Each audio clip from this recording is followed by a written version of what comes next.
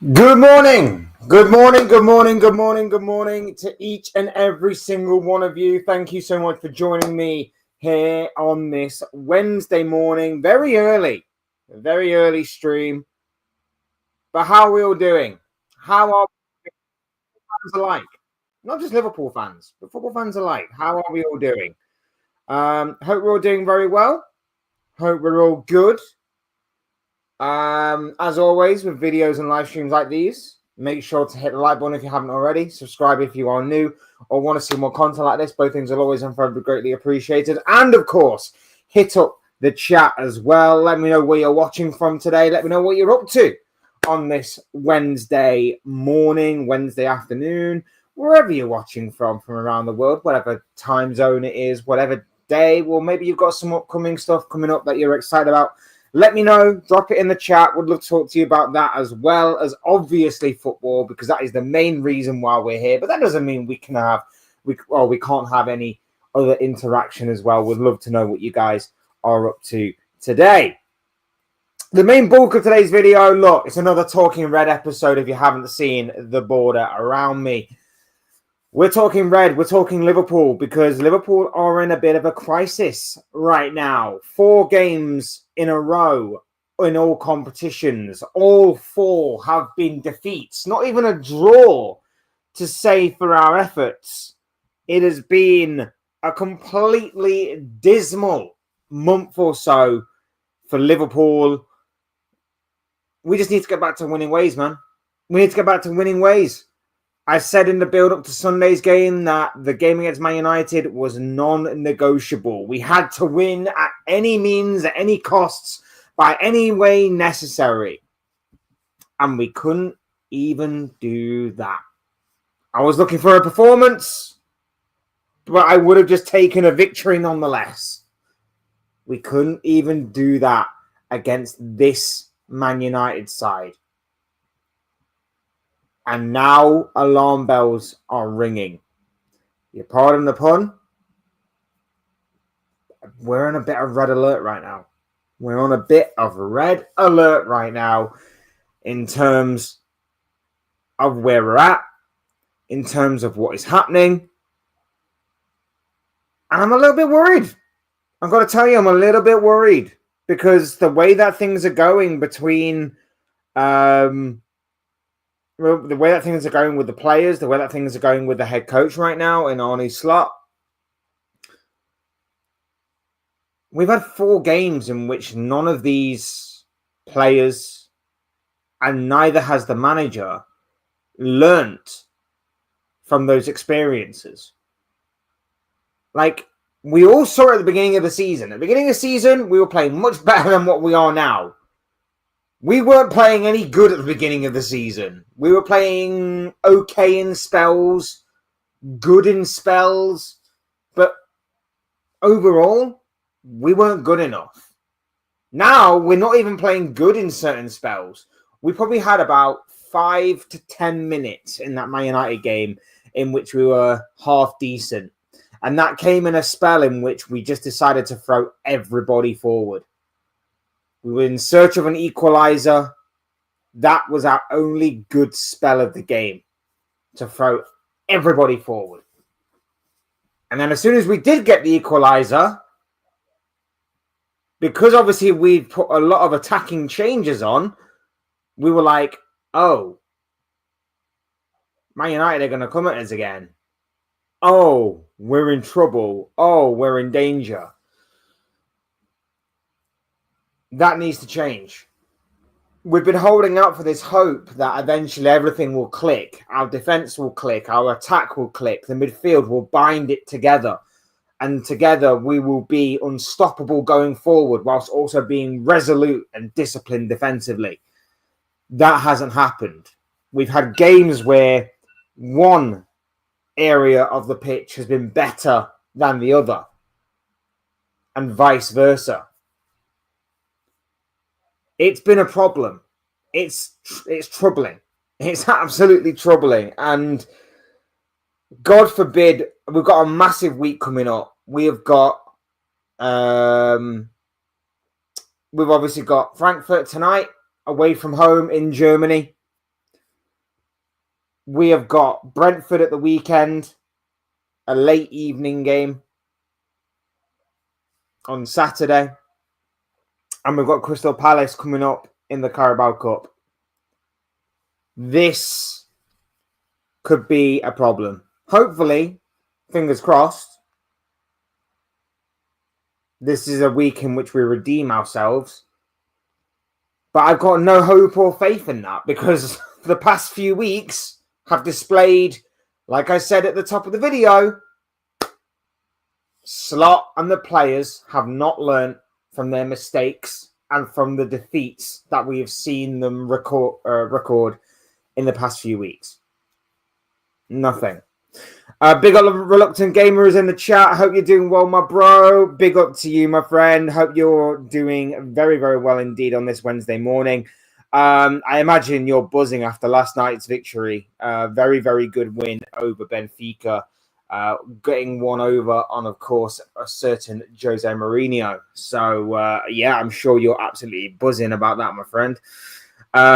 Yeah, early morning stream. Got a lot on today. So, yeah, it's going to be an early morning stream for today. I'm going to plan on doing a reaction to Liverpool's game tomorrow morning. So, around about the same time tomorrow. You'll get the reaction to the game tonight against Frankfurt.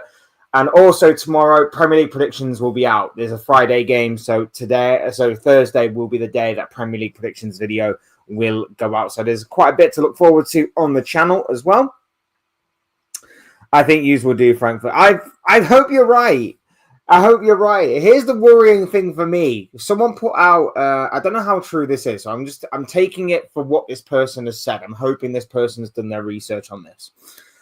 Wednesday's Champions League opponents, Frankfurt, have conceded 10 goals and scored 3 goals in their last 3 games. I hate stats like that because every single time stats come out like that, it basically means that Frankfurt, or the opposition, in this case Frankfurt, will score in the opening few minutes and they will go on to have the most resolute, strongest defensive display of their campaign so far. That is the worrying thing for me. Yes, Voltomator looks good. Yeah, I mean, I've got to be honest with you. I did think he was a bit of a one-season wonder coming from Stuttgart last season. I know he posted some really good numbers for Stuttgart, but I thought he was a bit of a one-season hit kind of thing. So far, he's really hit the ground running. I'm hoping that obviously it falls off a little bit because certain Geordies are getting a bit over ahead of themselves. Obviously, comparing him with Isak constantly, you know, like something like an ex, you know, constantly comparing them to an ex partner, you know, someone who can't let go a little. I'm joking, of course. No, Voltomator does look great so far, and there just seems to be a little bit lacking in Newcastle, particularly from a Premier League perspective. But I don't know what it is, like a bit of a spark, a bit of creativity, maybe. I'm not 100% sure what it is, but on a Champions League level so far, you've done really, really well. I mean, fair play to obviously Voltomator for hitting the ground running. Fair play to Newcastle. I mean, your midfield is excellent. There's no doubt about it. Your midfield is arguably one of the best in the Premier League. I mean, maybe not in terms of depth. Maybe there is still a little bit in terms of depth that maybe you can look at, but certainly Guimaraes, Joe Linton, Tonali, it's just absolutely incredible. But yeah, like fair play to you. Isak is back. Yeah, I think Isak will come good soon and he will put everybody to rest. But I just think that's where you sort of get let down a little bit. Stop comparing. And I will say, like, Liverpool fans do this as well. And I mean, every fan base probably does it. Stop comparing yourselves to players that are not there no more. Stop comparing what you have to what you did have. Like, comparing, like, Conor Bradley or Frimpong to Trent, I don't like it. Just, Trent's moved on. We should move on. Isak left Newcastle. Move on. Stop comparing yourselves to them. Especially when You spent so much of the summer trying to convince yourselves that he wasn't going to go. Why are you all of a sudden now turning around and being like, oh, well, we didn't want him anyway. We didn't want him to stay anyway. You did. You can try and talk that much as you want. You definitely did. I'm not saying you specifically, but I am saying certain Newcastle fans that are talking in that similar kind of way. But no, for right now, look, fair play to Newcastle. Completely fair play. Yeah, they are lacking. I see. Also, I just we just need a win. We need to stop the rot. That's essentially it. We need to just stop the rot tonight against Frankfurt. It's not going to be easy. Frankfurt's home ground. Their fans are going to be really up for this one. They're going to be intense. They're going to be passionate. We saw that when they took on Tottenham last season in the Europa League. So it's going to be difficult. I know they have lost a couple of key players, obviously, over the past year or so. So this is going to be the return of, obviously, Hugo Ekitike to face his former club. We obviously know that they've lost Omar Mamouche in that time as well. But yeah, it's going to be tough tonight. I'm expecting it to be tough. But it's a challenge that I hope that, with it being a Champions League atmosphere, it's something that maybe plays to our benefit a little bit. Just get a couple of players on the score sheet, get a bit of confidence going in the side. That's all I'm asking for in this. I'm hoping that Florian Wirtz finally breaks that duck of his. I'm hoping he finally gets that goal or the assist that seemingly he desperately needs just to kind of settle him down. I'm hoping Isak's back on the score sheet following his Carabao Cup goal. I'm hoping that Salah puts in a good performance tonight in terms of maybe getting a couple of assists or something. I'm hoping that will be the case just to settle everybody down. I'm hoping that will really, really be the case, but I'm struggling to believe it. And the reason I'm struggling to believe it is, like I say, I've seen Arne Slot for the past 4 games in a row not learn from his mistakes. Now, as I keep saying, the players have to take certain responsibilities. It's not Arne Slot's fault that Salah missed that glorious opportunity against United at the weekend, when really he should have just squared it to Wirtz, who had a tap in. It's not Arne Slot's fault that Van Dijk didn't play to the whistle for Bryan Mbeumo's goal, and obviously subsequently the goalkeeper made a mistake because really he should have probably saved it from Mbeumo. I'm not saying that those kinds of things are Arne Slot's fault, but what I am saying is Arne Slot's fault is the fact that on a number of occasions he's got it wrong, whether it be tactically going into the game or whether it be tactically in the game. Last season, he was brilliant at it. And if he didn't get it right from the get-go, he would make changes in the game. He would identify certain issues and he would change accordingly to obviously tilt the game in Liverpool's favour. This season, he hasn't done that. He's very rarely done that. He's made mistakes constantly and consistently throughout the entire course of the season so far. Whether it be the wrong combinations, the wrong players. He needs to play Frimpong at right back. What more does Jeremy Frimpong have to do to get a chance at playing right back when Conor Bradley has been poor for the past few games? Play Frimpong at right back, and his overlapping runs will help Salah rather than Bradley's underlapping runs, because they seem to just be in each other's way. What more does Curtis Jones have to do to get a game ahead of Alexis McAllister? I love and adore Alexis McAllister, don't get me wrong, but it's clear that he's not exactly in the best of form right now, whereas Curtis Jones, whenever he has come on, has looked decent. He's looked like our best midfielder at times, other than Ryan Gravenberch. But progressing the ball and going forward, he does that really, really well. What more does Ekitike have to do to start? And here's the thing as well. I ain't bothered which one of Ekitike or Isak starts. I'm really not bothered. If you're playing them as a forward, I'm really not bothered. But it's who you play around them that's my biggest worry. If you're playing Wirtz, you need to play Isak. There's no doubt in my mind about that. You need to play Wirtz and Isak together. The midfield three started against Man United. Fine, fair enough. I'm cool with that. But you need to play Ekitike. You need to play Ekitike with that midfield three. Otherwise, it just doesn't work. It just does not work. Because in that kind of role, Ekitike could be like our Bobby Firmino. Our Bobby Firmino for Gakpo on the left to cut inside, for Salah on the right to cut inside. Ekitike just, because he likes to drift and because he likes to obviously drop back at times to get involved in the play, that's the kind of thing I'm looking at.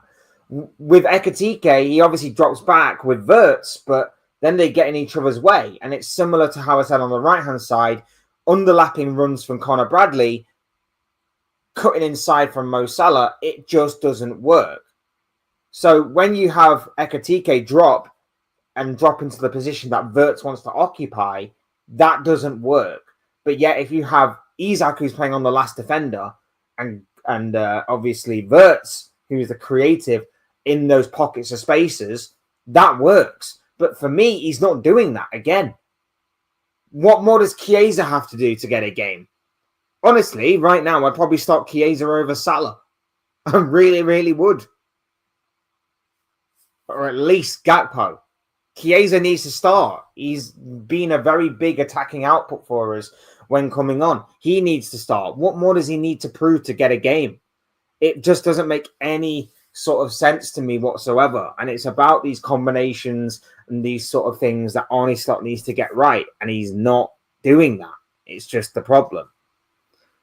It'll be 3-1.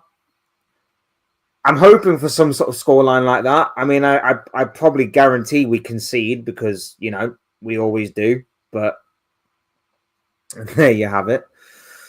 You're missing Diaz.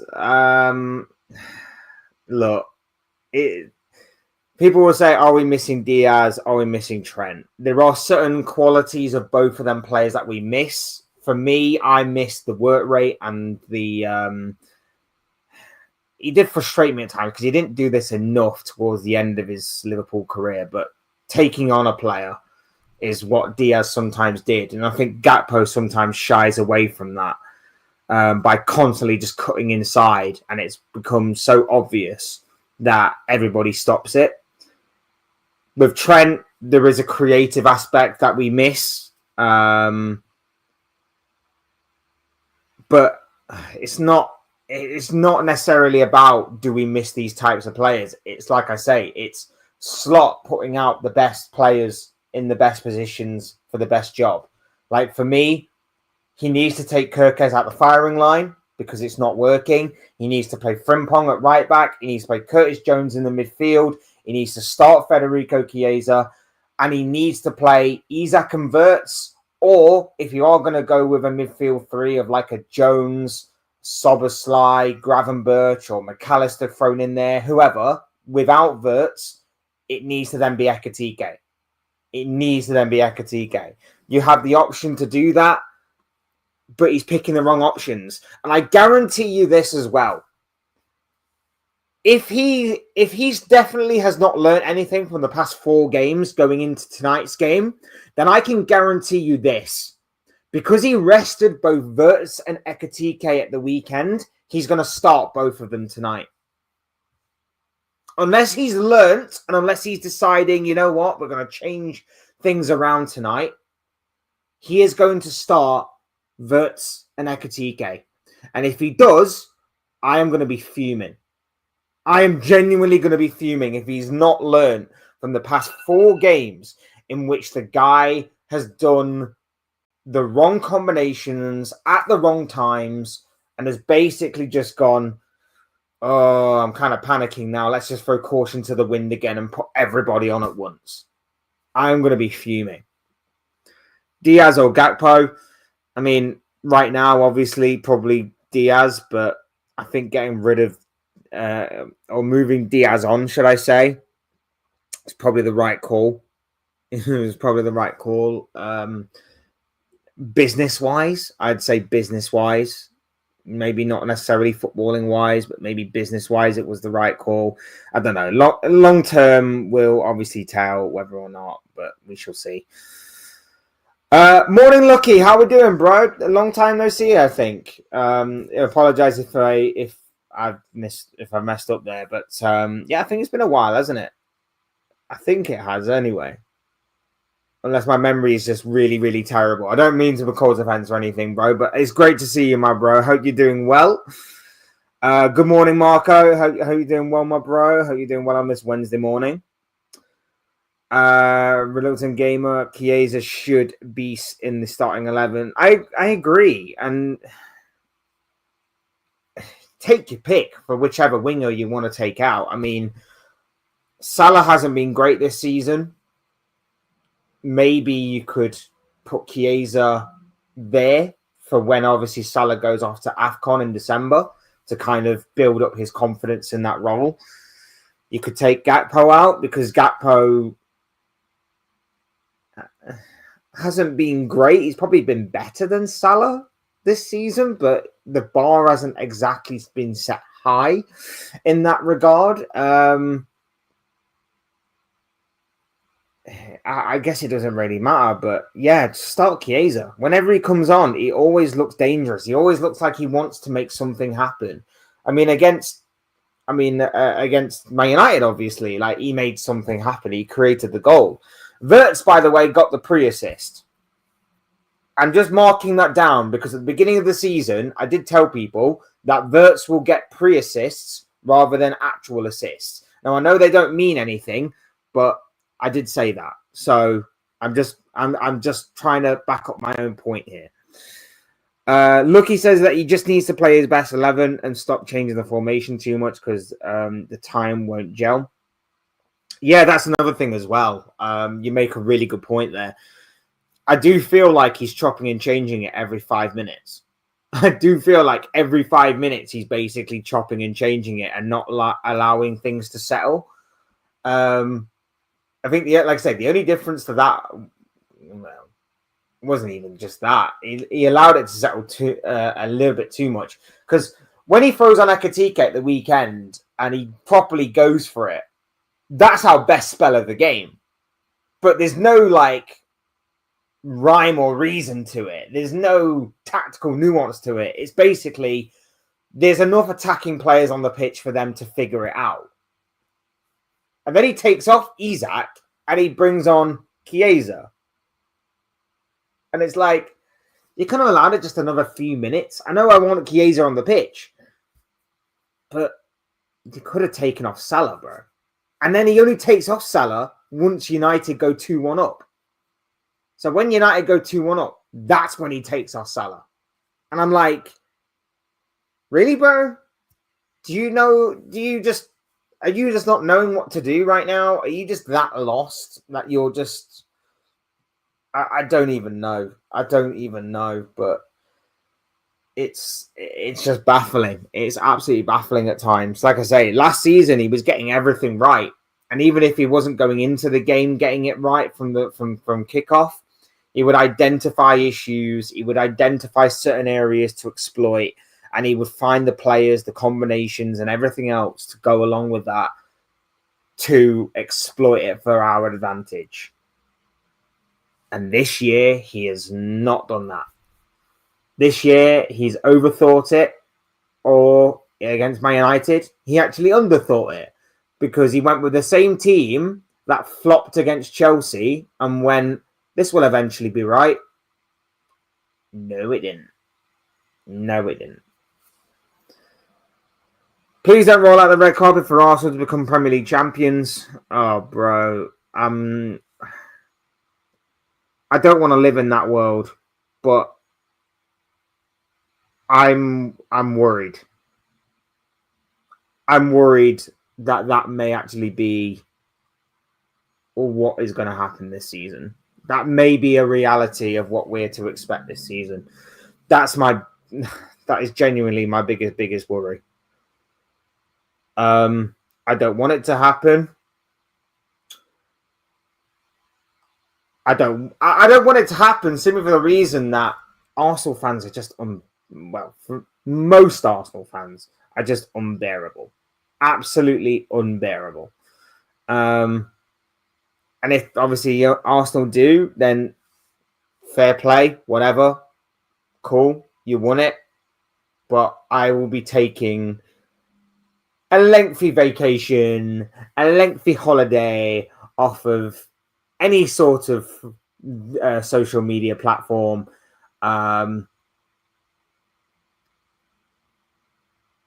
Yeah, just not listening to any Arsenal chat, any Arsenal talk whatsoever. Not gonna happen. Because they are just they're not gonna let us hear the end of it. They've probably got all their receipts from the past 6 years, by the way, 6 years of Mikel Arteta. They've probably got all their receipts. They've probably got all of the little clips and all of the tweets and everything else that's going on about how Arteta won't do this, Arteta won't do that. And yet, if they do, they're going to bring it all up because, rather than celebrate it, they've obviously got to prove themselves right first. But yeah, it's...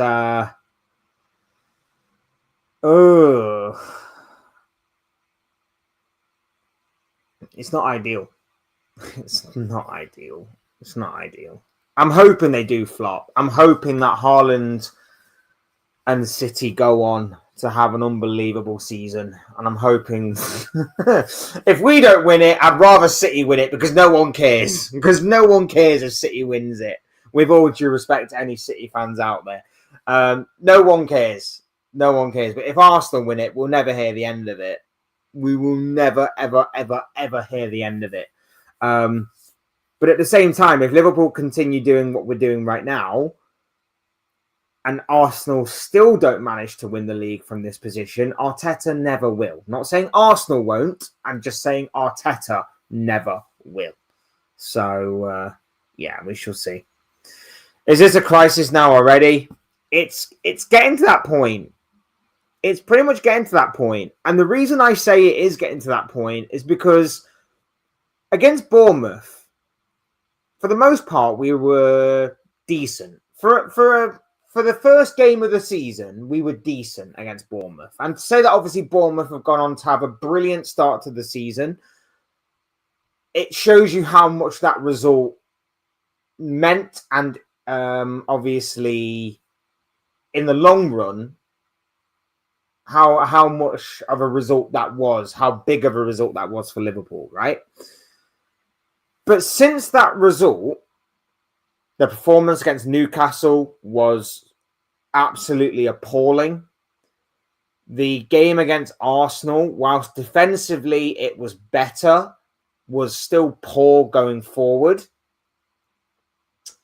The game against Burnley was dreadful. Again, defensively, solid as a rock defensively, but just abysmal everywhere else. Atletico was our best game of the season. Now, the scoreline suggests it was closer than what it actually was. But again, I'll reiterate. Atletico's 2 goals, one should have been offside, and the second one was a very fortunate deflection. That was our best result. We have not since gone on to replicate that. And we've declined ever since. Our performances have got worse. They've got worse. They've got worse. They've got worse. And now you're seeing that Palace, Galatasaray, Chelsea, Man United, 4 defeats in a row. All terrible performances. But here's the thing as well. In my personal opinion, and I'm not taking anything away from the other teams, but the Palace one was the only one I can sit there and say we got played off the park by Palace. And we still had an opportunity to actually go on and win the game by the 90th minute. Like, Palace didn't take their chances, which, they hit the post a couple of times. Alisson saved us a couple of times. They didn't take their chances. But Palace was the only game I can say that they played us off the park. I can't say Galatasaray did. I can't say Chelsea did for the most part. And I can't definitely say Man United did. They played decent. They played decent to stop us and to neutralise us in certain areas. But again, for the most part, I would say that Liverpool were their own biggest enemy rather than our opposition on the day. And that I don't want that to come across as big-headed. I don't want that to come across as so self-absorbed or entitled or whatever words you want to use. But Arne Slot made the mistakes. The players on the pitch in key areas, in key positions, made mistakes. I'll go back to Salah's opportunity where he should have squared it to Wirtz, but he decided to be selfish and take the goal or try and take the goal for himself from an acute angle, which he hit into the side netting. Those are the kind of mistakes I'm on about with players. But for Arne Slot, he made mistakes in terms of playing Isak with a midfield three of Szoboszlai, McAllister, Gravenberch. He made the mistake of playing Conor Bradley as a narrow, inverted fullback with Mo Salah on the right-hand side. He made the mistake of managing to trust Milos Kerkez, even though Kerkez right now looks like a nervous wreck. Those are the kind of things that I'm on about when I say that Arne Slot is sabotaging this club. Right now, at least. Or at least he's not getting it right in terms of learning from his previous mistakes. These are the kind of things I'm on about. And I can't sit here and say that United were phenomenal. I can't sit here and say that Chelsea were phenomenal. Galatasaray were incredible. I genuinely can't. Because the goals that were scored were easily preventable. They were easily preventable. And it just frustrates me so much that for a team that I know is so good, just makes these mistakes on the pitch, off the pitch. It's just so disjointed and so messed up. It's unbelievable. Arsenal will flop. I hope you're right, bro, but you know they're going strong right now. I'm hoping that when the pressure is really, really on, they actually do flop, you know, around about Christmas time, maybe. But I'm hoping you're right. City will overtake Arsenal. My only issue with City is if something does happen to Erling Haaland, who's going to be scoring their goals? That's my only issue with Man City. If something was to happen to Erling Haaland with the inspired and phenomenal form he is in right now, what happens if something was to happen to Erling Haaland? And I know we can say that about every other team. We can say about Arsenal, what will happen if so-and-so gets injured, if Gabriel gets injured defensively, for example, or, you know, if Declan Rice gets injured in the midfield or whatever. But at least they have some sort of depth in that area. Maybe not to the level of a Declan Rice or a Gabriel, but they at least have decent enough depth. With Man City, their depth up front, if something was to happen to Haaland, is pretty much Marmoush. And so far in the Premier League, he's somewhat unproven. So that's where my main worry is for Haaland. He needs to stay fit. Because if he stays fit, with how he started the season, he could go on to have a Salah-like season, like last year, in which he basically wins City the Premier League title single-handedly. That could potentially happen. But it's about whether or not he stays fit. I would rather City win the league than Arsenal. Let's put it that way. Is it coincidence Liverpool started playing poor around Isak's arrival? There's so many. There's a lot more to it than just Isak's arrival. I think it's just a coincidental factor. Yes, Isak hasn't performed to the level that we know he can as of right now. I'm hoping that over the course of the next few weeks, we will obviously see him play to that level that we know he can. But at the same time, I think Isak's arrival and Liverpool's poor form coinciding with each other is just a coincidence. And if it is a factor, it is a very, very tiny factor in a sea of factors, some bigger than others. Losing to Man United is kind of shocking. Maguire knee slide. Yeah, I mean, especially considering that about a month and a half ago, we were taking the mick out of Man United for losing to, of all teams, Grimsby Town in the Carabao Cup. Life comes at you fast. Life comes at you fast. We have gone 6 games into the Premier League, unbeaten, winning, perfection, all of that kind of stuff. And then we lose 4 on the bounce. Life comes at you fast. We go from beating Arsenal to then losing to Crystal Palace, a Chelsea team that had a defense that was made up of of young players and mainly fullbacks, to losing to, of all teams, Man United. Yeah, we take our medicine there. We take our medicine. Arsenal was so impressive against Atletico. Gabriel and Saliba shutting down Sorloth, Alvarez, and Griezmann like it's nothing while scoring for themselves. Yeah, I mean, it's annoying, isn't it? It's annoying. We've been, mocking Arsenal for the creativity side and the goal scoring side. And then they go and score 4 against Atletico.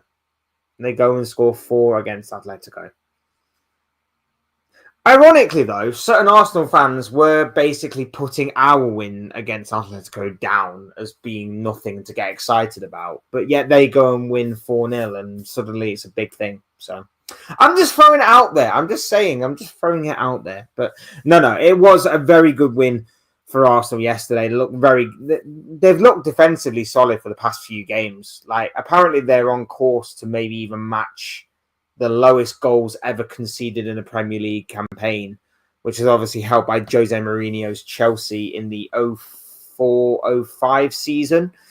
So they could do it. Assuming nothing happens to Gabriel, I think Gabriel is holding that defense together immensely. I think assuming nothing happens to Gabriel and nothing happens to Declan Rice in the midfield, Arsenal could be on for a hell of a season. And I hate saying that.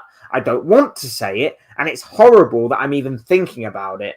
But I've got to go with what I'm seeing right now. And what I'm seeing right now is a very well put together, very well oiled machine in Arsenal. And you know what the annoying thing is as well? They play Crystal Palace at the weekend. Guarantee you, Palace will be awkward for them, but they won't be as awkward as what we made them out to be. Frustrating. If Liverpool can't compete, then Man City might have to be the main challenger for Arsenal. I trust them to do it. Like I say, man, for City, I think it depends on Haaland. It depends on Haaland. Like, if something was to happen to Haaland, I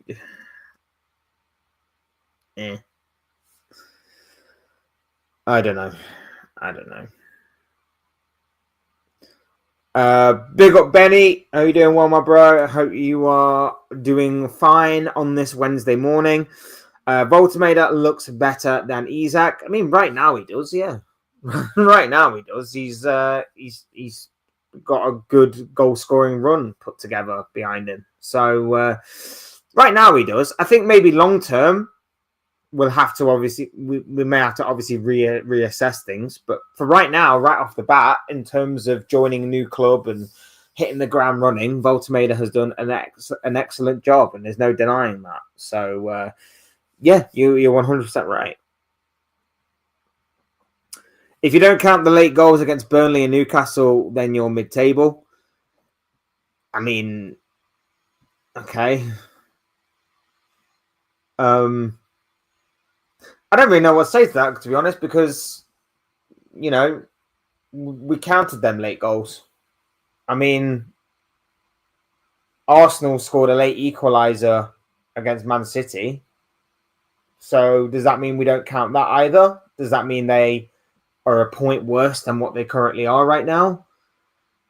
I'm sure they've scored other late goals as well, Arsenal. So should we not count those late goals? Should we do that for every club? It doesn't make any sense that you basically go, well, without those late goals. Well, those late goals did happen. So I don't know. It just seems a strange comment to me, bro. But I appreciate it anyway, my friend. So the United game happens. It's a terrible, terrible game. It's a terrible, terrible result. Of all people, it's Harry Maguire who scores the winning goal. I want to go crawl into a hole and, cry and fade away from this reality. But it is what it is.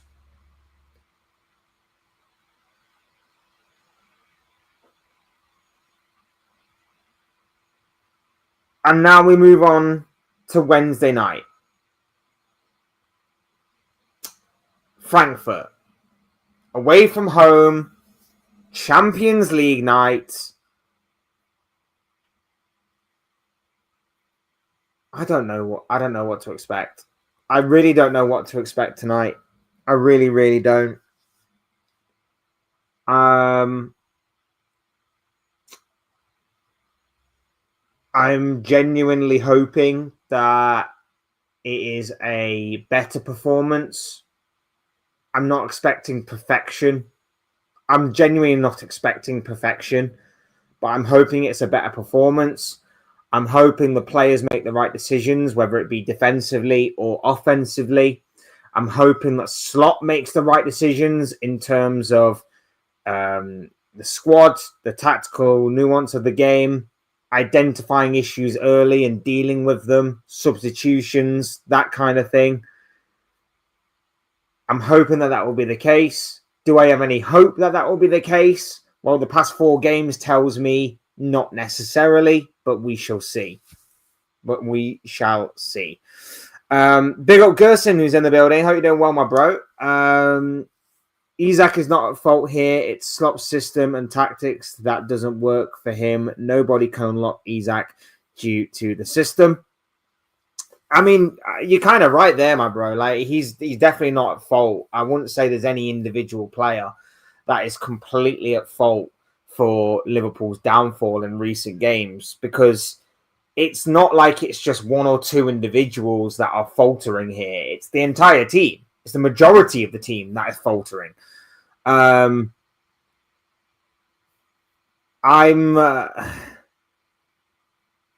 just at a point where Slot system may work, but it has to work with certain players, and the certain players he's just not playing right now. Jones in midfield is one of them. Chiesa, with the form he's in right now, is probably another. But in terms of what you say about Isak can be unlocked, but he has to play Wirtz. Can't just rely on Salah to be the main creative outlet when you have a midfield 3 of McAllister, Gravenberch, and Szoboszlai. If you want to play Ekitike, who can drop into that midfield, so when you're out of possession, you can go to like a bit more of like a 4-4-2 sort of thing, or at least drop him in midfield as an extra midfielder, because that's obviously what he likes to do. He likes to roam, he likes to drop deep, to get involved in the game. Isak isn't going to do that. It becomes a little bit more connected than what it would if you play that midfield 3 and then Isak. Whereas if you have Wirtz at least can be the connector between the midfield and defense and the attacker. But he's not doing that, because what he's doing instead is he's going Ekitike and Wirtz rather than Isak and Wirtz. So all that's happening there is we've got no one up front, and Ekitike is dropping into the positions that Wirtz would like to take up, which means Wirtz is then dropping deeper to try and get involved in the game as well. So it doesn't work. It doesn't connect properly. Big up Red Rain. How you doing? Well, my bro. Go and subscribe to Jack's channel, guys. Go and help him out. Show him some love. Show him some support over there on his channel. Doing some really good stuff over there. So do go check him out. Hope you're doing well, my bro. Hope you're okay on this Wednesday morning. Marco says that at least Gakpo tried to get things going. Yeah, I mean, he was a little bit unlucky that he hits the post on like 3 occasions. But I guarantee you that if he was in a Netherlands shirt, he would have had 5 goals against United. If he was in a Netherlands shirt, I mean, that header he missed, that header was inexcusable. He should be at least getting that on target. Just saying. Ekatike against his old team tonight. Yeah, absolutely. Frankfurt is a great away day for the fans. It looks fun. It looks great. It looks fun. And it's in October, so Oktoberfest, right? I don't know. I've always wanted to go. If we play Wirtz, Ekatike, Chiesa, and Isak, will score lots of goals. I mean, the creativity is there. I'm just worried defensively. I mean, we could try it. Which one would take left, though? Would Wirtz be on the left, or would Ekatike be on the left? It's an interesting one. Because I imagine Chiesa is probably going to be on the right. So, would Wirtz be on the left, or would you put Ekatike left?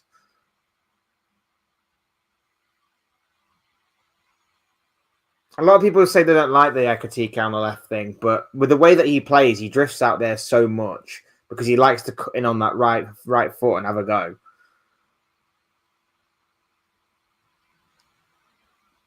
I don't know.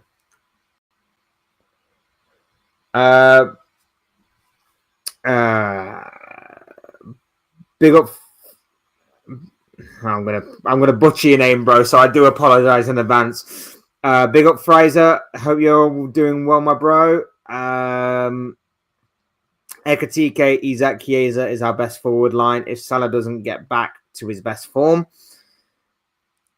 I think it's at a point where it doesn't matter who we drop. We dropped Salah in our last Champions League game. We lost. But at the same time, Salah's form, it needs to be given some sort of kick up the backside. And it needs to be basically said, like, it doesn't matter how good you are, who you are, your reputation, that kind of thing. If you're not going to be playing well, you can't just expect to be in the team week in, week out. And especially with, obviously, AFCON coming up, he's going to be missing for a fair few games. So we will need to, obviously, prepare for that as well. So starting Chiesa more, I think, is the way forward. Not every game, but I'm just thinking it might just be the way forward just to kind of get the team settled down for when Salah does leave. I don't want to see Frimpong at right wing. But from the sounds of it, Slot wants that. And I don't know why. Because Frimpong, whenever he has played at right back, I don't think he's performed badly there. I don't think he's done that bad at right back.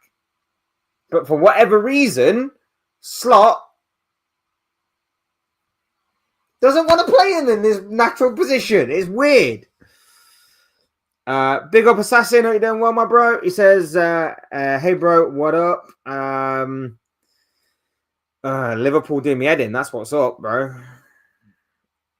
Liverpool absolutely 100% do my head in. You remember when we used to go into games and, you know, we couldn't wait for the next game? I miss that feeling. I miss that feeling of going into games and being happy and, you know, can't wait for the next one. Can't wait for the next win. Well, I can't remember what a win feels like. It's been that long. Yeah, hope you're doing well, my bro, anyway. Right, Remember, guys, hit the like button if you haven't already. Subscribe if you're new. Both of those things will always and forever be greatly appreciated. And continue to hit up the chat like you are doing. Lovely to see you all here very early on in this Wednesday stream. So big up to each and every single one of you. Gerson says, play Ekatike on the left with Isak up front and Wirtz behind them. Ekatike on the left. Yeah, I mean, the one thing our wingers lack is just a want and a desire to take on their opponent. Ekatike solves that kind of issue, so it could be an option. Wirtz's best position has been left bench. We should keep him there. He's not the problem, bro. He's created a lot of chances. He's created a lot of chances. Just haven't been taken. So they just haven't been taken. He's not the problem here. Big up Ballum, who's in the building. I hope you're doing well, my bro. Lovely to have you here. We are in a mess. A little bit, yeah. A little bit. Federico is playing. That's good. Hopefully he starts tonight. I'm hoping he does start, but I don't know. Are you nervous about Saturday's away match? A little. It should be a win. But Saturday night, under the lights, Brentford. I can't say I'm confident, bro. I really can't say I'm confident at all. Have you seen Klopp's recent interview? I've seen clips. I've seen quotes. I've not had a chance to fully view the entire thing yet, but I will do. When is your prediction video this week? Tomorrow. So my plan is that I would do the reaction to Liverpool against Frankfurt tomorrow morning about the same time as what I'm doing this right now. And then later in the day, I will put out the predictions video because there's a Friday night game this week. So it will be tomorrow at some point, probably around about 1 o'clock time, maybe somewhere around about lunchtime. Oh, they're missing Luis Diaz. Again, we're probably missing certain qualities of Luis Diaz, but I wouldn't say we're completely missing Luis Diaz. Like I say, we're missing certain qualities of Trent, but if they don't want to be here, they don't want to be here. So we have to move on. Starting 11 from now on, in my opinion, Mamardashvili, Frimpong, Konate, Van Dijk, Robbo, Szoboszlai, Jones, Wirtz, Ekatike, Isak, and Chiesa. You drop Gravenberch. Interesting. You drop Gravenberch. I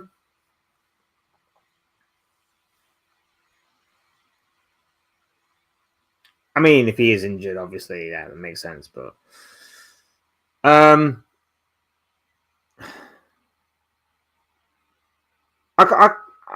can't really say that's wrong, to be honest.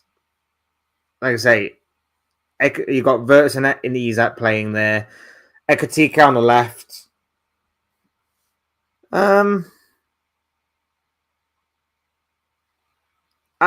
It's not bad, to be honest.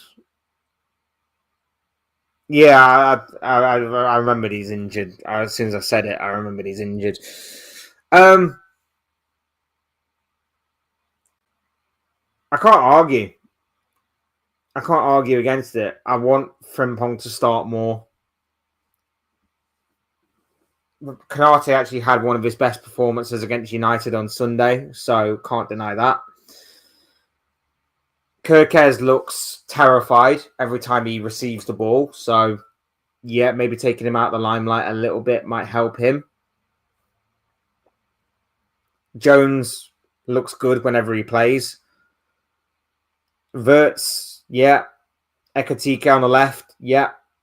Chiesa right. Isak up front. I can agree with that, to be honest. Liverpool might be tired because international matches and rapid matches in quick succession. No excuses, bro. Everybody has those. Everybody has those. Arsenal got it. City got it.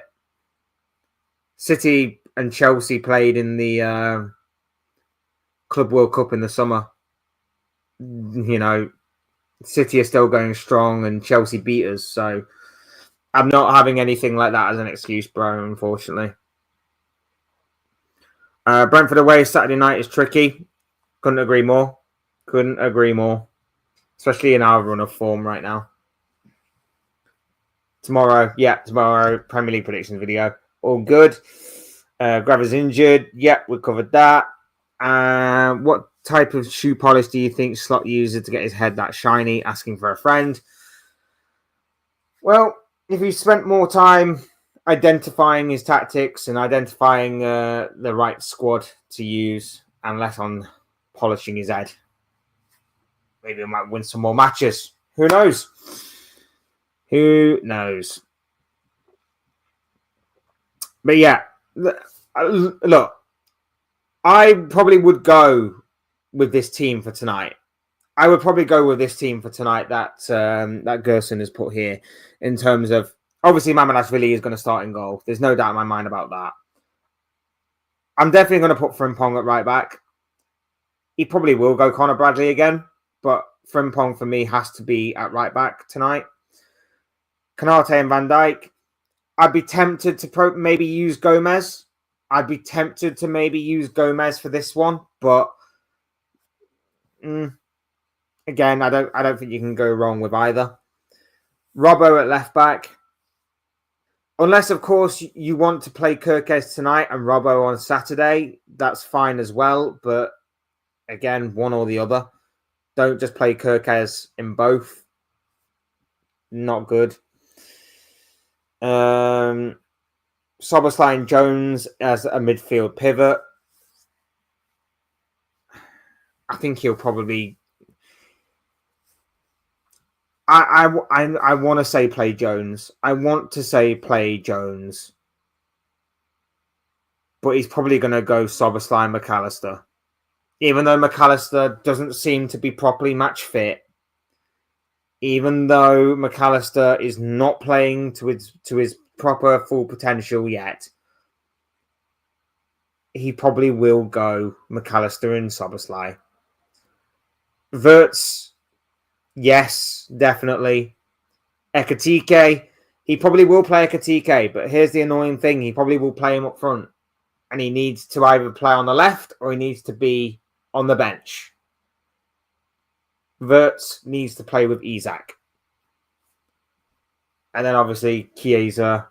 It's going to be between Chiesa and Gakpo, and Salah will start on the right. But yeah, I would probably go with this team, but I don't think that's what Slot's going to do tonight.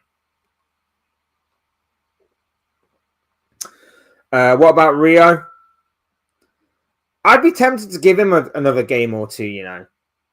I really would, because again, as I mentioned slightly earlier, the one quality that I think our wingers lack is taking on their man. Salah doesn't do it often enough for me. And Gakpo certainly doesn't, because Gakpo always wants to go onto his right foot. So the only time that Gakpo will go down the left is if, obviously, Kirkes or whoever's on that left side makes an overlapping run. That's the only time that Gakpo will ever go down the left-hand side. Otherwise, Gakpo is trying to cut inside on his right foot and have a shot. Doesn't always work out. He's not exactly Iron Robin with only a one-trick pony that always seems to work and get pulled off. But at the same time, I'd be tempted to play more Rio Engamo, you know. Engamo is pacey. Engamo is tricky. He's got good technical ability. I'd be tempted to play Engamo just for that one quality alone, you know. I really, really would. But he's not going to. He's not going to play him. He might play him for about 10 minutes tonight or something like that. He might give him like a 10-minute spell or something. But otherwise, I think we probably will see him against Crystal Palace next week.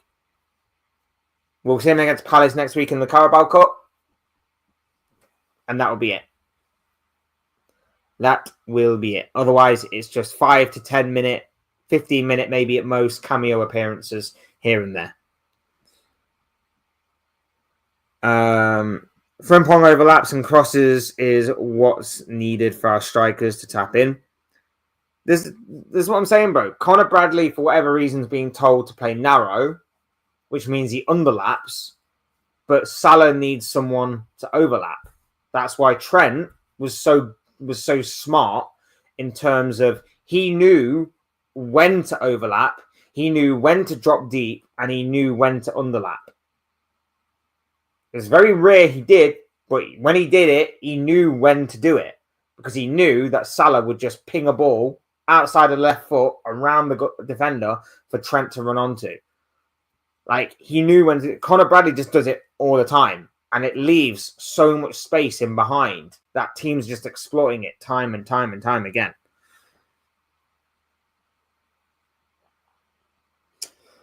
Do we need to call child services to get permission to let Rio play, or does a working with child check cut it?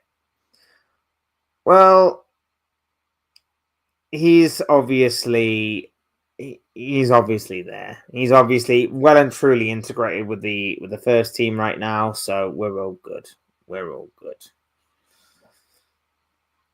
Slot must keep the pounds on the pitch. The aim of the summer transfer window was all about that.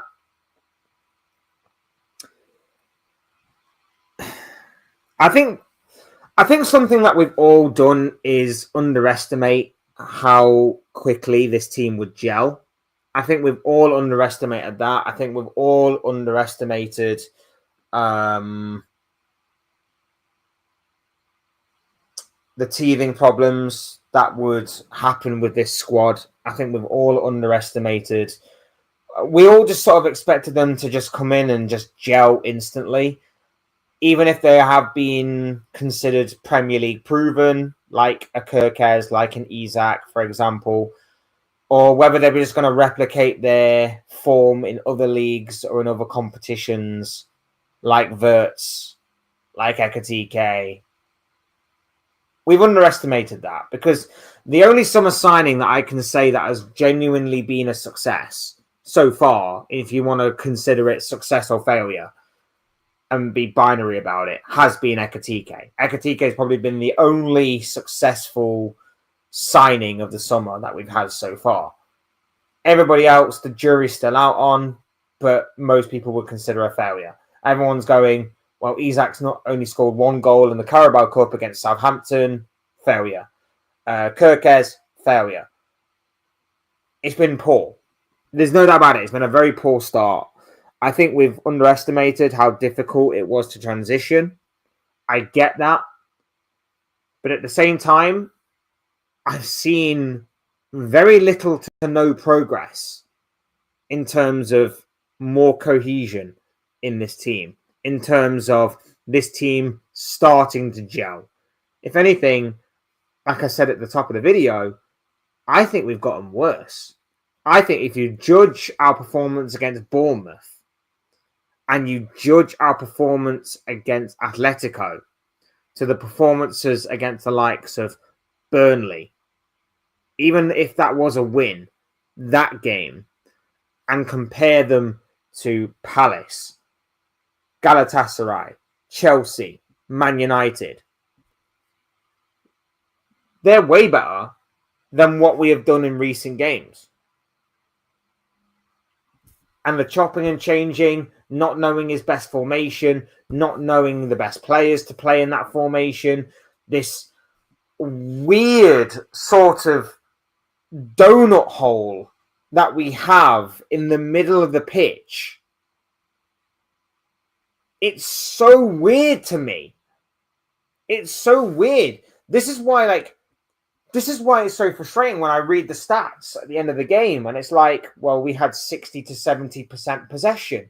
Where is that possession? Oh, it's between Van Dijk, playing it to the goalkeeper, playing it to Konate, playing it to Van Dijk, playing it to the left back, playing it back to Van Dijk back to the goalkeeper, back to Van Dijk, to Konate, to Van Dijk. Van Dijk then looks long, tries to ping a ball over to Mo Salah.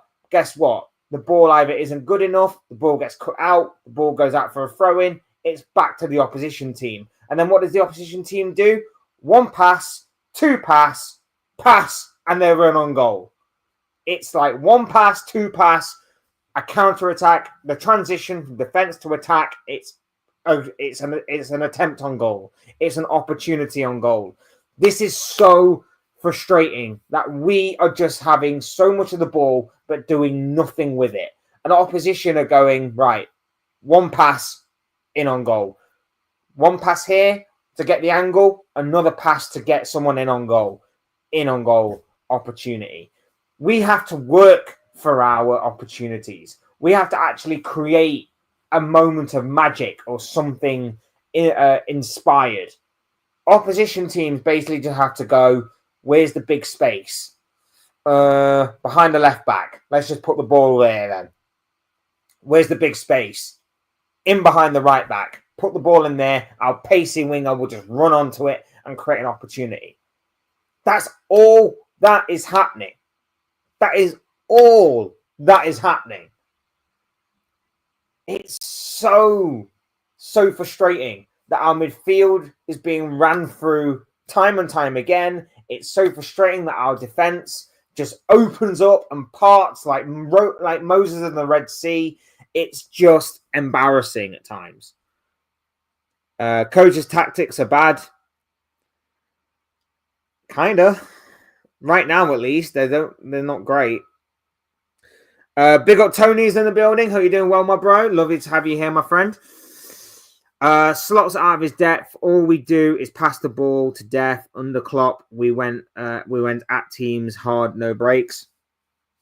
We terrified teams. We terrified teams with our intensity. Our intensity was unmatched. Whenever you hear players in interviews and podcasts and the like talk about Liverpool under Jurgen Klopp, they always mention like tenacity or intensity because that's exactly what we were. We aren't that anymore.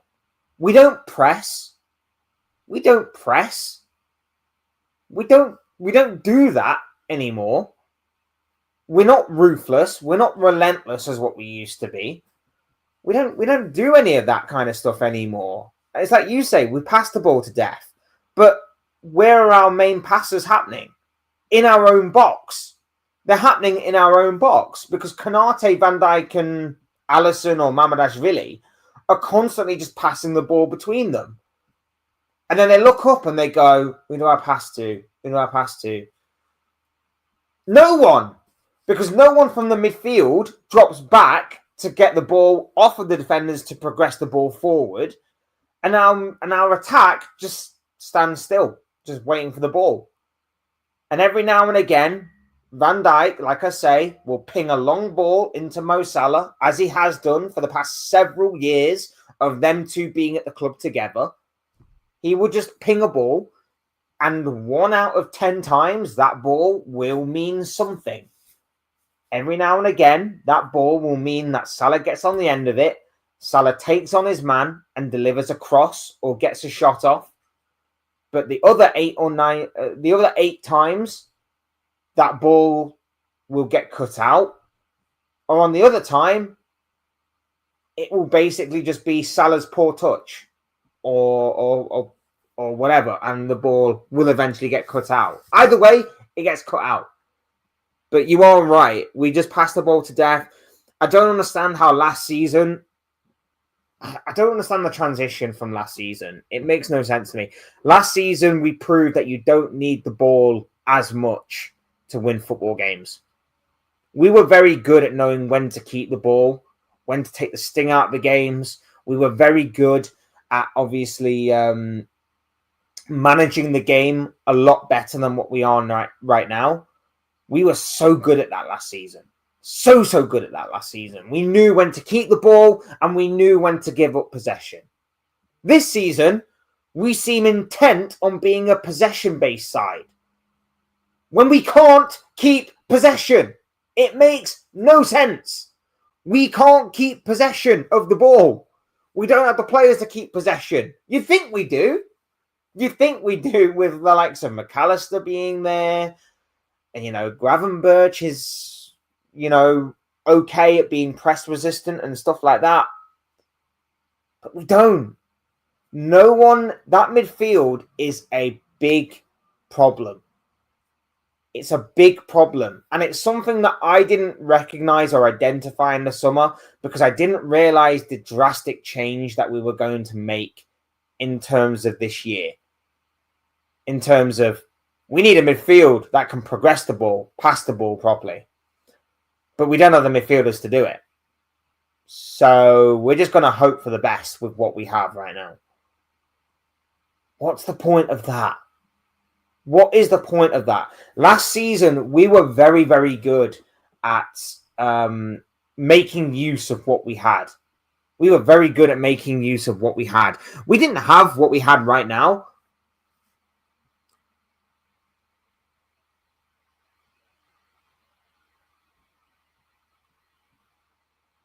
But at the same time, now that he's actually got better players, it's not working. Why? Last season, he had average ingredients with a couple of sprinklings of, quality players in there. Average ingredients to a couple of quality ingredients, and he produced a 5-star gourmet meal.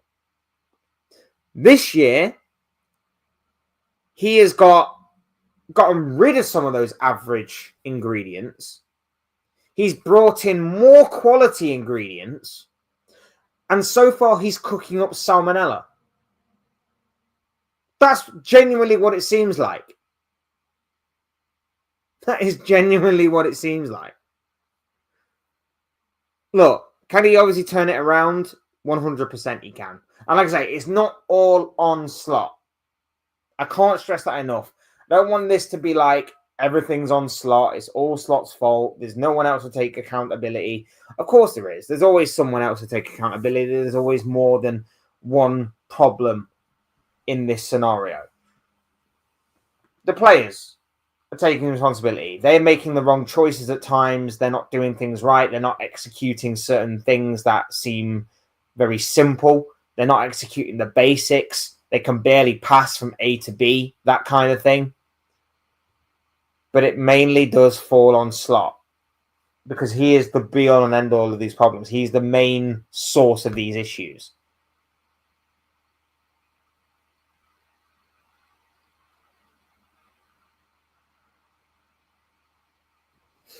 Now, that's just the way that I see it right now. Where do you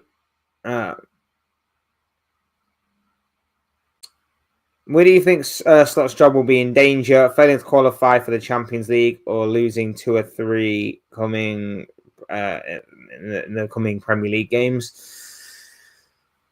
It's difficult to say. With him winning the Premier League when he wasn't supposed to, it's so difficult to say. I could see us having Man City season of, if things continue the way that they are doing, I could see us having a kind of Man City season of last year where maybe we're in a top 4/top 5 race. And then towards the end of the season, we secure top 4, top 5 pretty comfortably in the end. But that's only if things continue. I don't want that. I don't accept that. But that's only if things continue. I think we will still qualify for Champions League. I don't think there's any doubt in my mind about that.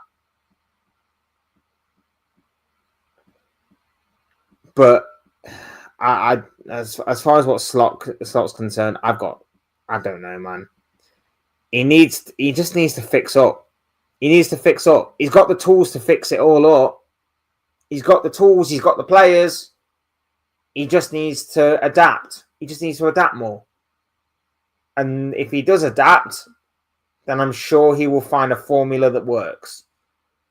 If he doesn't, he's going to continue to make the same mistakes. Like I say, look tonight. Look at tonight, right? And remember this. If he goes with Ekitike and Wirtz, as I'm expecting him to do so because he didn't go with them at the weekend, if he goes with Ekitike and Wirtz, he is not learning. He is not learning from his past mistakes. If he goes Isak and Wirtz, we might be in business. We might be in business. Because then at least if it doesn't work, I can go, right, why didn't it work? Well, Wirtz got the ball so many times but wasn't effective with it. Is that Wirtz's problem by being in the wrong positions? Yes. Okay, Wirtz needs to work on that. Did Wirtz actually give Isak the ball? Did he create enough opportunities? Yes. Well, Isak then should be taking them opportunities. At least a couple of them. Isak at the weekend got one big chance. That's not good enough. One big chance, and that was for a great pass by Konate. That's not good enough for Isak. Haaland, on the other hand, at the against, who did City play at the weekend? Everton, had 4 or 5 big chances and took 2. Now, no one's expecting even an alien like Erling Haaland to be taking all 5 of those big chances. 2 or 3 is probably good enough for a quality striker. But they created 4 or 5 good opportunities for him.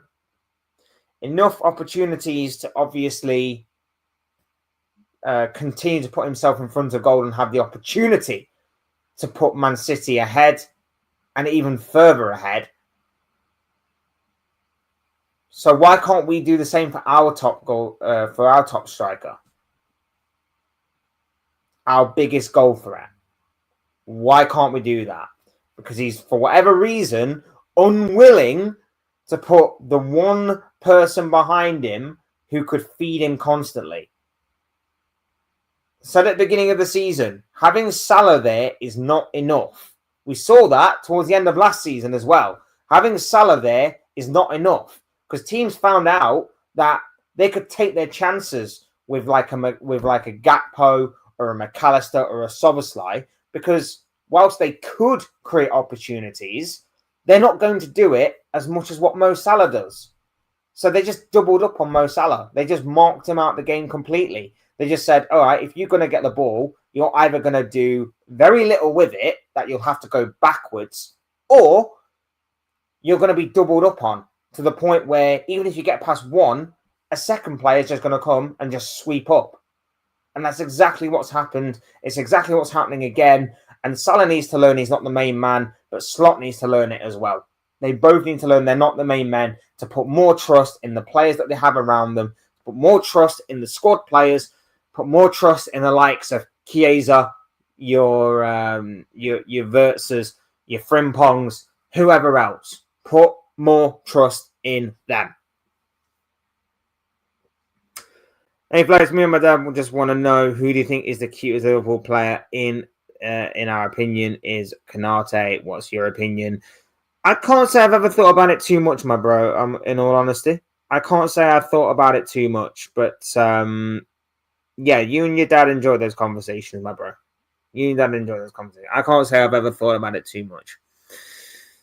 Slotter's never had a squad of so many star players, and what has he done is play these players out of their main positions, but these were all on fire, not playing for Liverpool.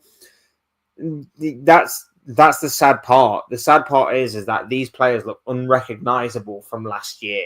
Wirtz looks like a shadow of his former self playing for Bayer Leverkusen. Kerkez looks a shadow of his former self playing for Bournemouth. I said in my reaction on Sunday, does Milos Kerkez have a twin brother that Bournemouth centres instead of the real Milos Kerkez? Because that's not the same guy. That's not the same guy. This Milos Kerkez is not crossing the ball as well as what the Bournemouth one did. He's not passing the ball as well as what the Bournemouth one did. He hasn't got the same amount of energy or pressing or pass or relentless movement going forward.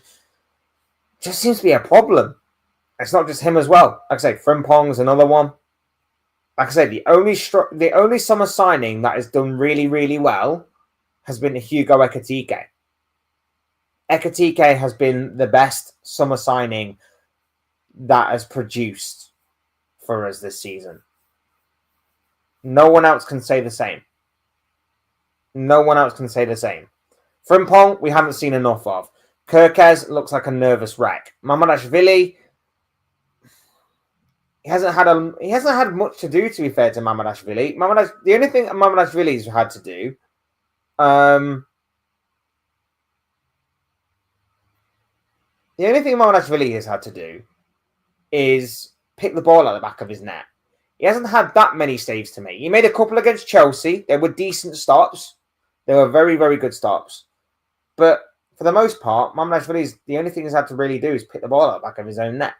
That's it. But we'll obviously see more of him as we progress. Wirtz, he's made a number of opportunities. They just haven't been taken. And then Isak, he's only just hit full fitness. But at the same time, we still need more from him. We still need more from him. But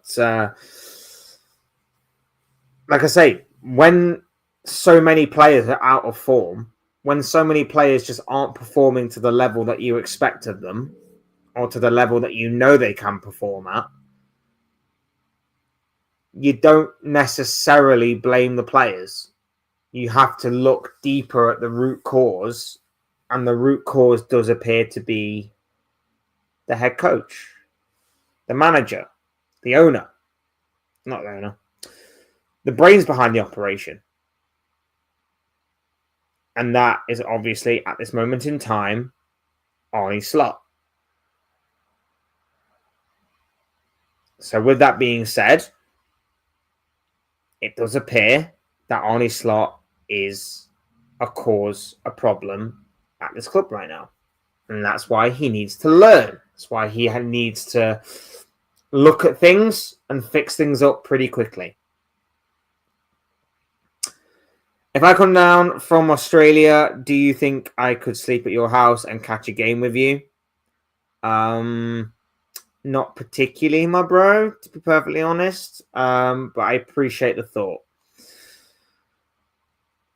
So tonight then, Frankfurt, what are we saying? Prediction time, people. Let's round it off with prediction time. What are we saying? Liverpool taking on Eintracht Frankfurt in Germany, in Frankfurt, away from home. What are we saying, people? Hit me up with the predictions in the chat. I like the 3-1 that someone posted earlier. I like the 3-1. Because I do think we'll concede because it's Liverpool. And we'll concede an extremely stupid goal. We'll concede one of the dumbest goals you'll ever see because that's just what we do. We concede really dumb goals, or we'll give away another soft, weak penalty like we did against Galatasaray. One of them two things. It's bound to happen tonight. But I'm hoping for a win. I'm hoping for a better performance and a win. And if we don't win, I at least want to see a better performance. And if we don't win and we don't put in a good performance, then I don't know where we go from here, to be honest with you. I really don't know where we go from here if we don't get the performance and we don't get the result. Because I can accept losing if we at least put in a good performance. We shouldn't be losing to Frankfurt, but you know what? If we put in a good performance and it's just like one of them days where, we've hit the post about 10 times and the goalkeeper's in outstanding form, and then they just go down the other end and they get one of the most fortunate deflected goals, or they get a dodgy penalty decision, or whatever the case may be, and they manage to score from it or whatever, and they win 1-0, I can at least accept that we put in a very, very good performance. We just, on the day, just didn't have that little bit of luck that would have gone our way. But if we have neither, if we have neither a performance or a result, then monumental, massive, giant, enormous alarm bells should be ringing in everybody's ear that is associated with Liverpool Football Club, whether it be fans, whether it be players, manager, coaches, backroom staff, ownership, people in power, even the people that run the cafeteria. Whatever it may be, there should be monumental alarm bells that are ringing if we don't get either one of a result or a performance tonight. 5 games on the bounce without a win if we don't win tonight. 5 games in a row in which we have lost if we lose tonight. In all comps. In all comps. And as Ballum said earlier, Brentford awaits us on Saturday. Brentford await us on Saturday. Now, it's not the same Brentford that we faced before. Don't get me wrong. There's no Mbuemo. There's no Visser. But it's still going to be an awkward game. Under the lights, Brentford, hostile atmosphere. It's still going to be awkward. I don't want us to see more insult added to injury. I don't want to see more doom and gloom heaped onto this football club anymore. Hopefully, the rot stops tonight. Hopefully, the rot stops tonight. But again, it's about whether the players have learned. It's about whether the coaches have learned. And it's about whether Arne Slot himself has learnt from the past 4 games of what has been an absolute horror show. And I know that Halloween is right around the corner, but shall we save the horror shows for then? Shall we save the nightmares for then, instead of just having it early this year? Absolutely dreadful. Gerson's going 3-1 to Liverpool. I really hope you're right, my bro. I really hope you're right. That would be great tonight if that was. A couple of Mo Salah assists and a Wirtz goal and assist. That would be great. That's my hope for tonight. My hope is that Salah gets a couple of assists, Isak gets a goal or 2, and Wirtz gets the other goal and sets up Isak as well. That'd be great. That would be great. I'd love that. Because we know we're bound to concede. We know we're bound to concede. It's Liverpool. We don't keep clean sheets that often. What's a clean sheet? We don't keep them. We don't keep them. It is what it is. But there you have it, guys. Thank you to everybody that has tuned in on this Wednesday morning. Really do appreciate it. Fingers crossed that I am back tomorrow with a little bit more joy and optimism in the way that I'm speaking. And hopefully, like I say, we get the win, the 3 points that we desperately need in this Champions League phase. Hopefully, we get a big win tonight against Frankfurt. I'll be back tomorrow with not only the review and the reaction to Liverpool's game against Frankfurt tonight, but I'll also be back tomorrow afternoon with the Premier League predictions video, so stay tuned for both of those. As always, though, hit the like button and subscribe if you are both new to the say that again. Hit the like button on the way out and subscribe if you are new or want to see more content like this. Both things will always and forever be greatly appreciated from each and every single one of you. Thank you so much for the love and support to the channel, whether you are a returning subscriber or whether you are brand new to the channel, whichever way it is. I appreciate you all. Can't thank you all enough. You guys are absolutely awesome. So thank you, thank you, thank you. And as always, thank you all so much for stopping by. Thank you all so much for watching and listening. I've been Fletch. This has been another Fletch Talks live stream, and I will see and speak to you all again soon in another video or live stream or whatever it may be. Cheers, guys. Thanks everyone for watching. Take care of yourselves. Enjoy the rest of your day, And I'll see and speak to you all again soon. When I speak to you all again soon. Take care of yourselves, guys. Thanks, everyone. Peace out.